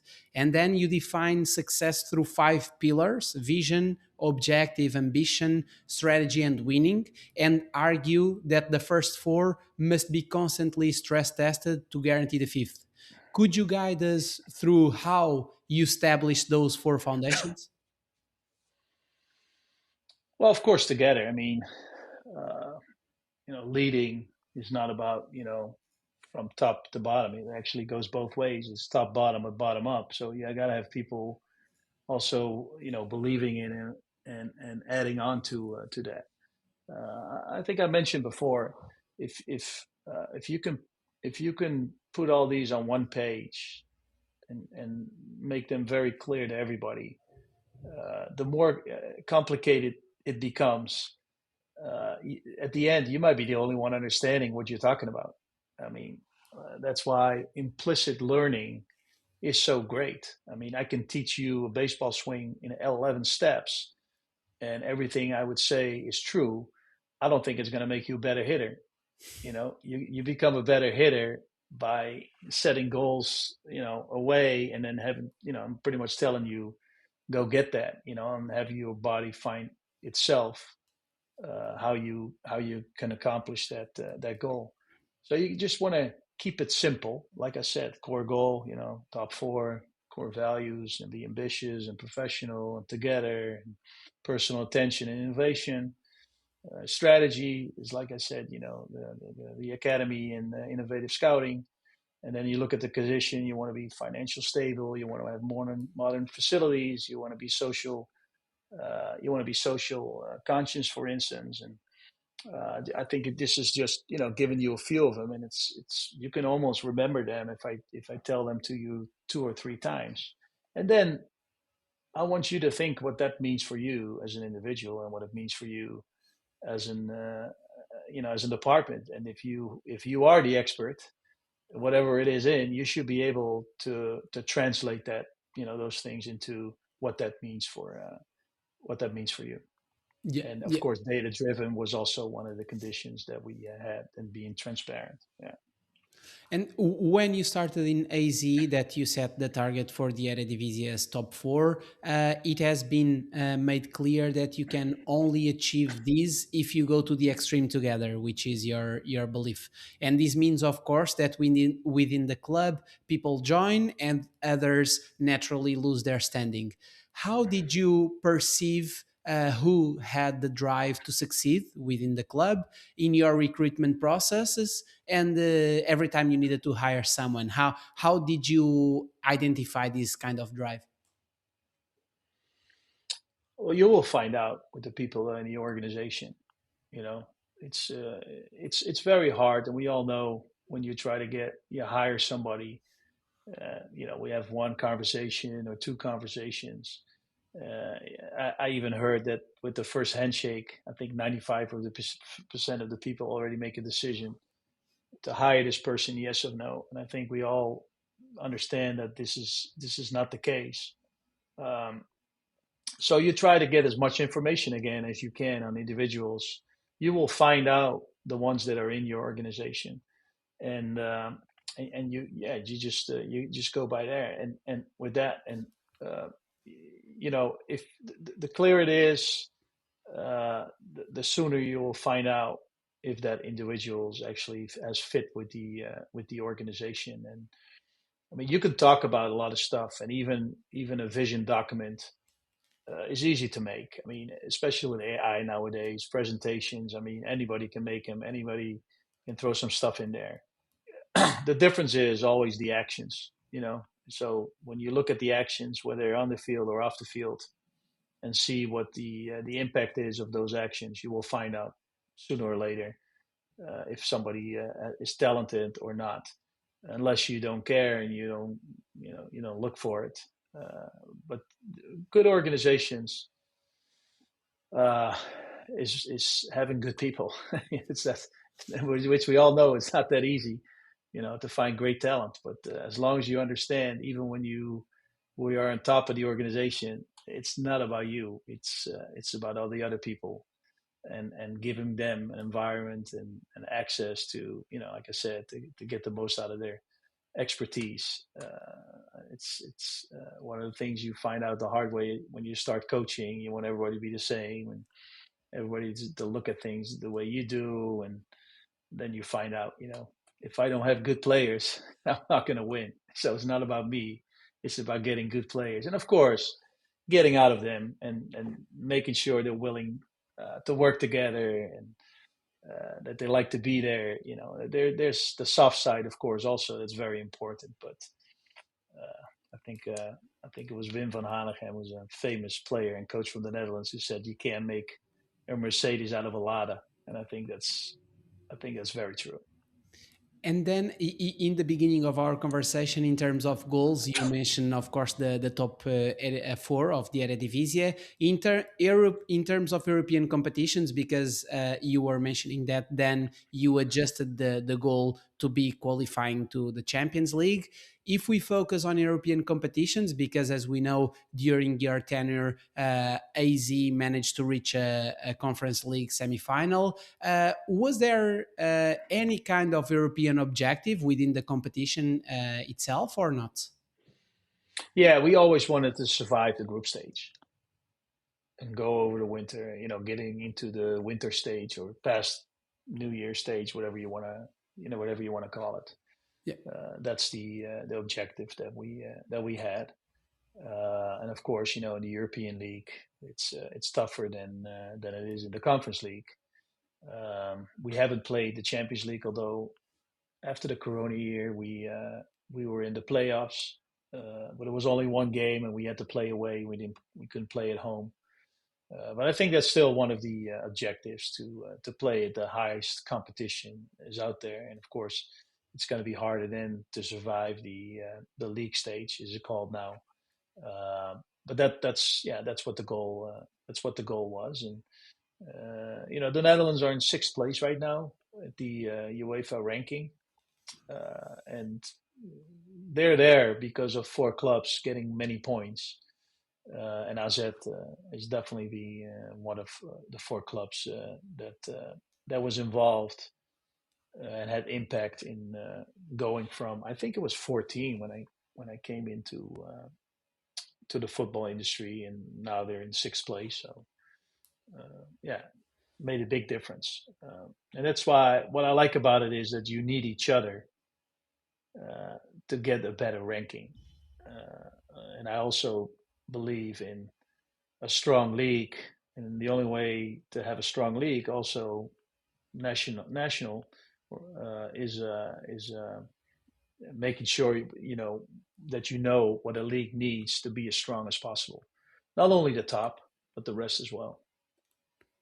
And of course, that during the time you stayed at AZ, of course, there were better and worse years. So you've already mentioned the 2020 title race, where you were leveled with Ajax when the season was cut short by the pandemic, with no title awarded, but also some fluctuation, like the sixth place in 2017.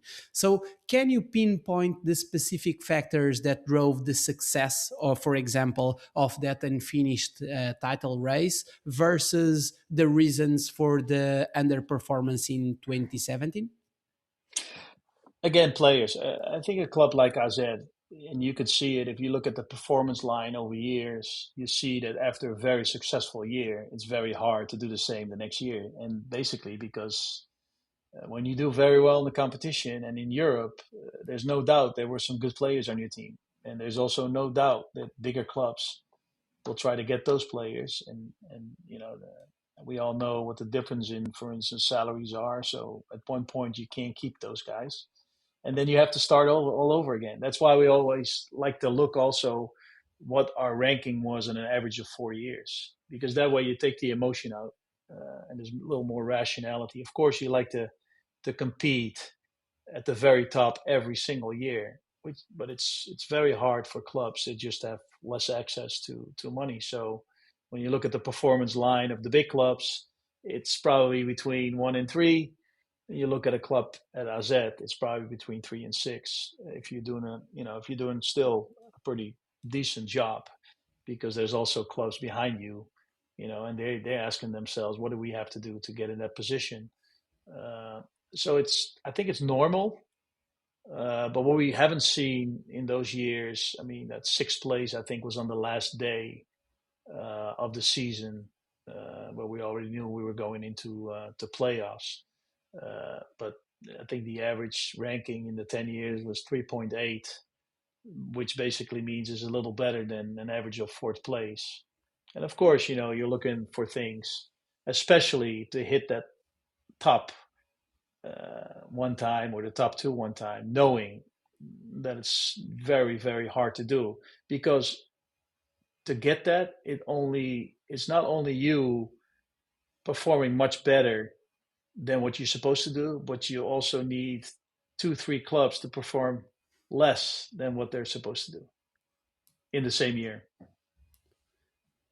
And then one really interesting thing that you say, Robert, is that by being a leader, it allowed you, of course, to quickly bring people to the table, but you still say that you shouldn't get offended, let's say, by sensible comments. You shouldn't see input as threatening. Otherwise, you should see every kind of information as something that allows you to make better decisions. So having the humility and strength to truly listen to the various elements of an organization, is it a crucial skill to a sports executive's profile, let's say?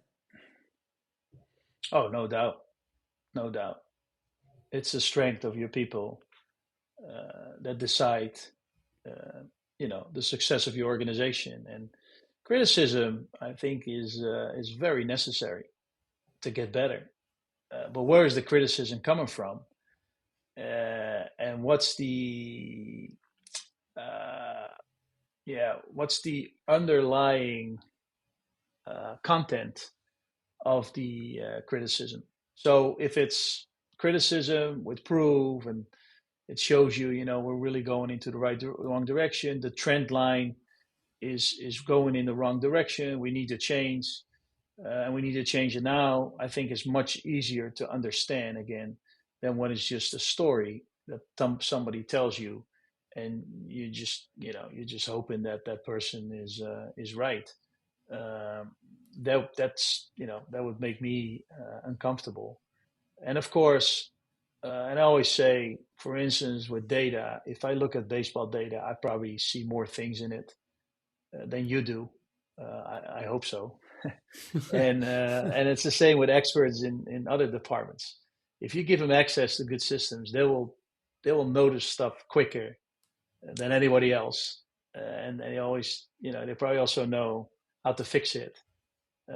So if there's criticism there, and they can tell you why and show you why, you'd be stupid not to create an environment where you're open for that. I know we've already talked about it, but as you say, like changes often trigger negative tension, especially when results are intermediate. And then when fear takes over, it drives people to voice assumptions and seek confirmation, leading to a dangerous trap. Substituting a complex problem with a simple question, like, for instance, let's fire the coach. in an environment saturated with pressure, as is elite sports, what would be, in your view, the key to resisting to those emotional assumptions and sticking to the plan when the fans and the press and everyone is screaming for a change? Well, I think it's all about knowing what the most important processes are in the organization and just looking at the trends. And I mean, there is something to be said if a lot of people think about something the same. It might be, there's the wisdom of the crowd. There's something to be said about that. Uh, but you want to make your decisions based on evidence. It's got to be evidence based, and the evidence that you have, and the great systems that you have, and really knowing what the important processes are in your organization will take you away from emotion as much as they can. And if you don't know what they are, and you're just going by what you see and what people say, you might be right every once in a while, but to have some kind of consistency, I think that's also very important. You got to have some kind of consistency. Good athletes have it. I think good leaders have it as well. So I think that's important, especially in the industry of sports. Like I said before, with fans and media, I would be very uncomfortable when things don't go your way, and they can always go the wrong way, especially in soccer or football, where it's a low scoring sport and the underdog has more chance than in many other sports. Some people say sometimes, that it's about a ball hitting the outside or the inside of a post. Now, I understand if you mean that could do a lot with the emotion of people, but I would hope it doesn't do a lot with your decision making, if that makes sense. Yeah, yeah. And you advocate for looking in the mirror when targets aren't met, yet admit this intensity isn't always understood in the safe Dutch culture. Drawing on your own adaptation to the US, how should a sports executive first map out the cultural factors influencing their work, and what's the most effective approach to navigate them? Well, I think you just have to understand also the environment or the culture that you're in. I've never stepped into a locker room in the US where a coach didn't say, our goal is to become champions in the league. Uh, you look at, for instance, goal setting in the Netherlands.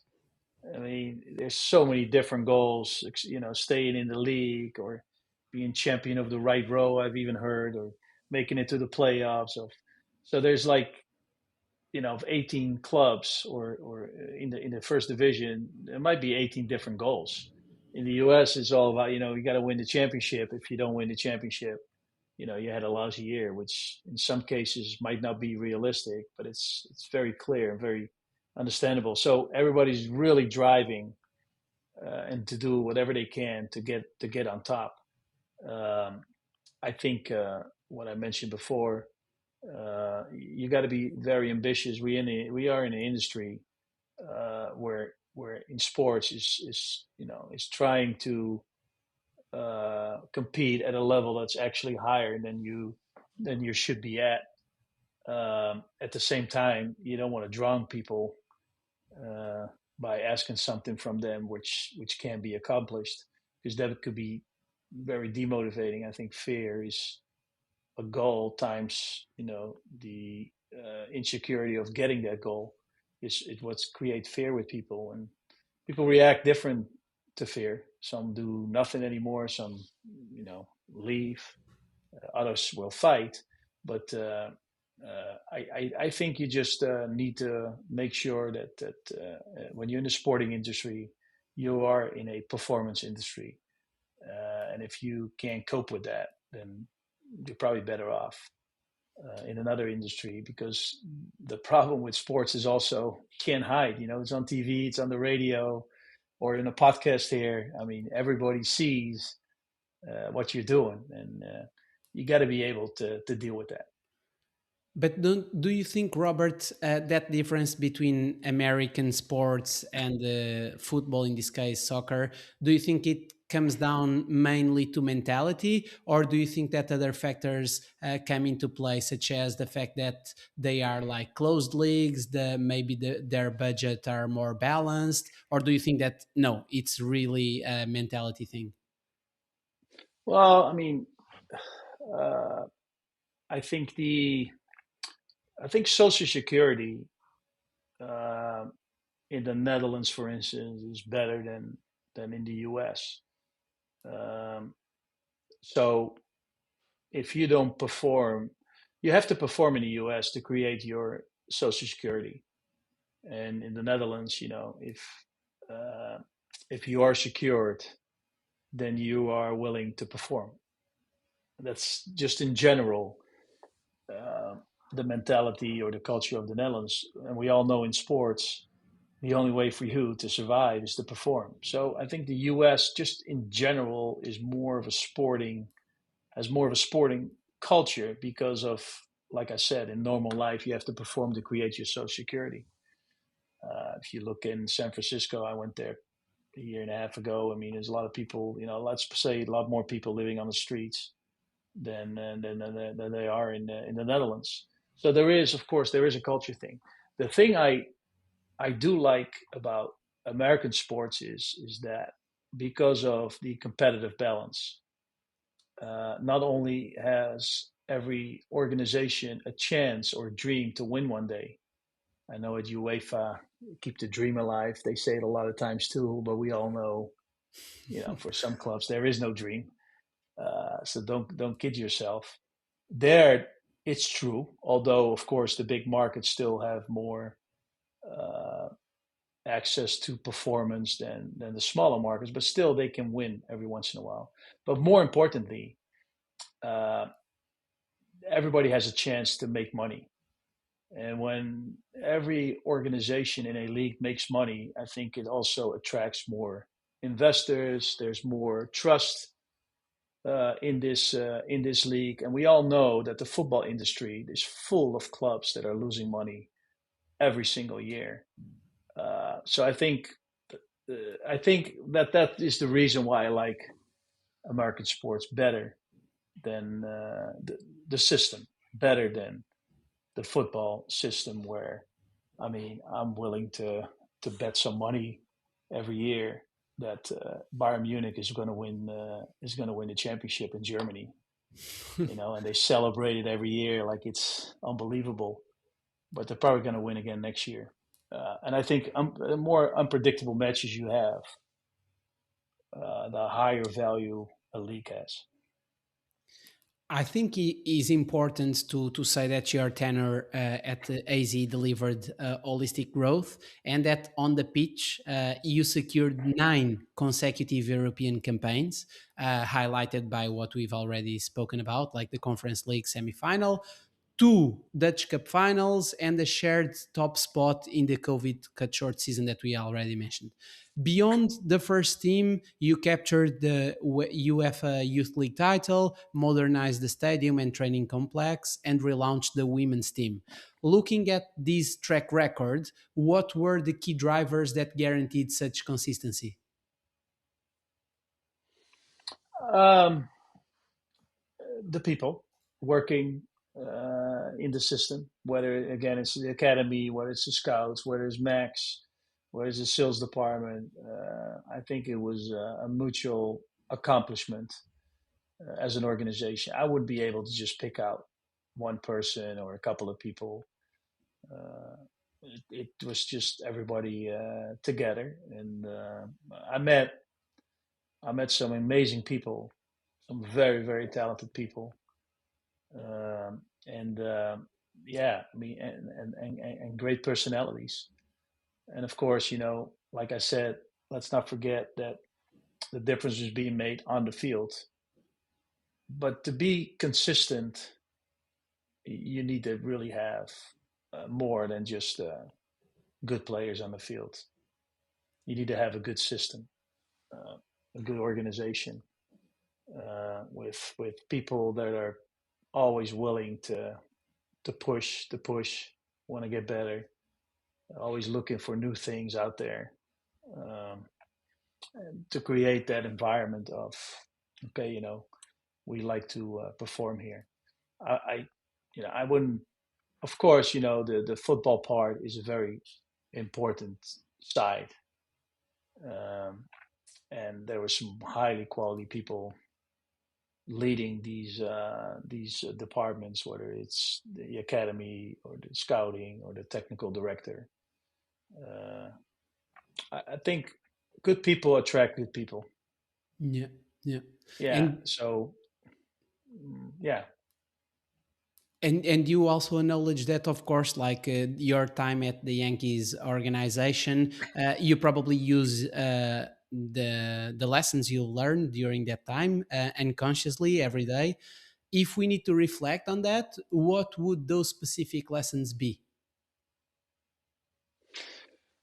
I think going for the top and discipline. Discipline. The hardest thing I think in sports is to be consistent. And I think the only way to be consistent is to be very disciplined in the things you do. Yeah, that's the hard part of it. There's a lot of, especially in sports, a lot of stuff going on around you that you have access to. Um, so I think you need to be very disciplined in your way of working, in your way of looking at things, in the processes that you have, uh, and that creates consistency. And if you don't have that, and it's easier said than done, then you're going to have more peaks and valleys than other organizations. Yeah. And also one thing, Robert, that we didn't mention, because it's important to show the relevance you've been having like recently for Dutch football, is that while leading AZ, you also shaped the Eredivisia's future as a board member from 2016, focusing on innovation-led sustainability over outside investment and being a driven force in the media rights negotiations. How significant was it for you to hold this strategic position alongside your club duties? And what do you consider the league's major milestones during that period? Um, well, um, I think as an organization in a league, you need to also understand that the strength of that you have as individual clubs is also depending on the strength of the league, which is sometimes very hard to do because you're so focused on getting your individual goals. I think as AZ, and I was on the board of the ECV, but Max was the technical director. He's been on boards of uh, committees that were involved in the technical side, and we've had people everywhere because I think you also have a duty not only to think about yourself but also about the strength of the league and making sure that the Dutch league stays an attractive league for players both nationally as internationally to compete in. Um, so yeah, we always like to be involved in thinking along other clubs and the board what we can do to make things better. Yeah, the TV contract is much better now than it was before, but I think also because the previous deal, was for 12 years, so I think we were undervalued at the end of that contract. So I don't know if it's a major accomplishment or if there was just for everybody to get something more out of that than we had before. Um, Unfortunately, we had the business plan, the new business plan that was voted in 16 against 2, and then at the end still didn't make it because, like I said before, the bigger clubs have influence, and two of the biggest clubs didn't like it. So I think there's still room for the league uh, to make some decisions to get more out of the league, not just for the top, like I said, but for everybody. I think the strength, and they say it in teams also too. The strength of your team is looking at maybe the worst player you have and what the level of play is for that individual. I think the same is true with leagues. If the bottom gets better, actually with teams. It's easiest to fix teams. Everybody always looks at the top and seeing if you can get the best players. But a lot of times when you get rid of the 3, 4 worst players, makes you better already. And it's the same with leagues. So I think we need to make sure that you always have an eye for the bottom of the league or the right side of the league, whatever you want to call it. Because if you make them better, then the league gets better. And what would you say, Robert, would be the key attributes needed to succeed as the CEO of a football club? What should you have as a CEO? Yeah, the key attributes needed to succeed as a CEO of a football club, in your view, what would those be? Oh, in one sentence? Again, I would invest in good people, and give them way to tell you what you should do.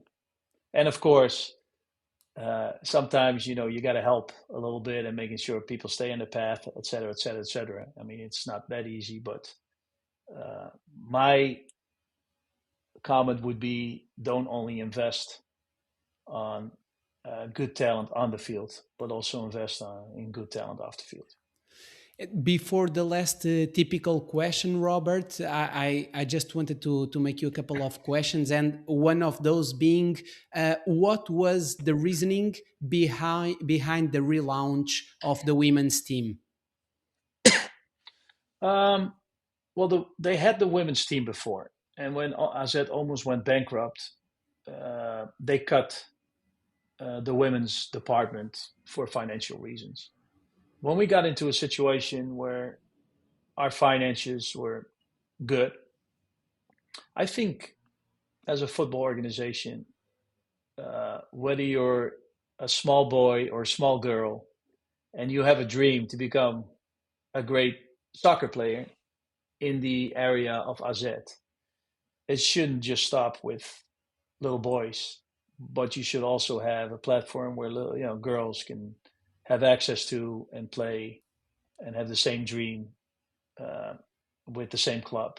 So very, very simple. I mean, you look in the world, you have men and women, and if you have an organization where whether you're a man or a woman and you can compete in that organization, I think is a very logic decision to make. So when we had the finances again, we all were like, okay, we need to bring the women's side back, and this is, I think, the third year, and they're slowly getting better. And the thing we also did, we didn't just bring the first team back. We also got an academy right away too. So it doesn't stop with the first team. You have under 15, under 17, and you have the young AZ women team, and then the first team. So same, they go to school. We try to do the same thing with the women, with the men. And of course, you can't do that in the beginning because the men are so far, and they're probably, arguably, one of maybe best 5 academies in Europe. But I think they'll get better every year, and hopefully 10 years from now, they'll be able to do the same things as the men are doing right now. And alongside adopting innovative scouting based on data, AZ, as we know, rates players' development very high. My question for you is, what would this consist of? Because I guess everyone is aware of the importance of scouting talent development, but what would this exactly consist of, this development of players? How did AZ clearly changed and shifted the, let's say, the status quo at the club during your tenure? You mean from an academy standpoint? Yeah. No, I think there was actually a lot when I was there, and of course you always build on top of, because the way you develop young people changes, and there's more information there, and you just make sure they have access to it. like I said, the biggest change was to be able to put them on the first field. To have them in the stadium, compete them first in our stadium before they move on. And I think that, and other than that, of course, everything gets better. And if you have, like I said, if you have curious people that believe in development, you will get better. And that's what has happened over the years. And we invested more and more and more in the academy. When we started, maybe we were at 3 million a year. I think now they're at 8 million a year investing in the academy. And if you look at the total budget of AZ, that's a major investment per year. But again, it's a very good investment to make because we think very highly of it ourselves, and it's given us back a lot. Yeah, yeah.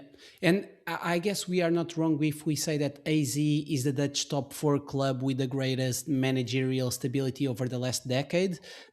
How was this possible? Like, do you have any practical, point of view to explain this? No, it's the same with, I think, with the players. I mean, retention of players is important. It would be crazy if it's not the same with people outside of the field. So as long as you know that and you respect that, you do everything you can to keep good people on board. And if they like the environment what they work in, which most of the time they do, then you have a match, And so it's not something that, of course, you like, but it's also something that happened. And we were also able to move coaches up through the system instead of always bringing people in from the outside. So there was a lot of togetherness at the club. Maybe that's a way of putting it. And to resist to the critics, no? And to the press. Yeah, but I always say that thank God we have a lot of critics. That's might be the reason also why we're all making, I sometimes say, too much money, but there's a lot of money involved. And the reason why is because there are many, many opinions on football, the league, the players, whatnot. And it's important, and people are entitled to it. People are emotionally attached to it, and they should be, and we got to make sure they stay engaged with our sport, because that's what makes this sport so great. At the end of the day, you're playing for the fans, so we should never forget that. And your history, Robert, has such a close connection to the US. I wonder, how do you see the Major League Soccer development over the last decades? Yeah, it's interesting. I mean, you look at it, and it looks like it's a little stalling, although great cities, great facilities, great sporting country. But I sometimes ask myself, what's the goal of the MLS? Where do they want to get to? Because they have so much to show. Maybe I shouldn't say this, but I have a feeling that there's still room there also to get better compared to other competitions in the world. And I've lived there for 10 years. And if you're an athlete, it's a great country to live. I mean, I don't know where I'm more comfortable. If I'm more comfortable in Europe or in the US, to me, it's about the same. And sometimes here they say, "Well, you think too much as an American." When I was, having conversations in the league, but I feel very comfortable there. I understand. Maybe I understand people in American sports better than people in European sports, as far as leagues and how to go about them. And to wrap up our conversation on a high note, is there a book, film, documentary, or series you'd like to recommend to those watching or listening about sports management or football in general? No, I think I think it's no surprise that Thinking Fast and Slow from Kahneman is a book that I really liked. Reason why, because in the decision making, you like to take as much bias and noise out of it, knowing that it's, we're human beings, is not easy to do. But I think that's a book that everybody should read. Um, if it's about perseverance, I like Rudy as a film. It's about a young kid that just like a walk on at University of Notre Dame. But that's just a great sports story uh, with a lot of emotions in it. And again, sports is emotions. So uh, if just from like objectivity in decision making, I would read the Kahneman book, uh, knowing that sports is emotions and that's what we live off to. I would recommend to go see Rudy. Yeah. Robert, thank you so much once again for coming and sharing all your experience. Thank you very much. And good luck with your podcast. Thanks a lot. And for everyone watching or listening to us, you can just subscribe Folha Seca channel on YouTube, or also following Folha Seca on the streaming audio platforms such as Apple Podcasts or Spotify. Cheers.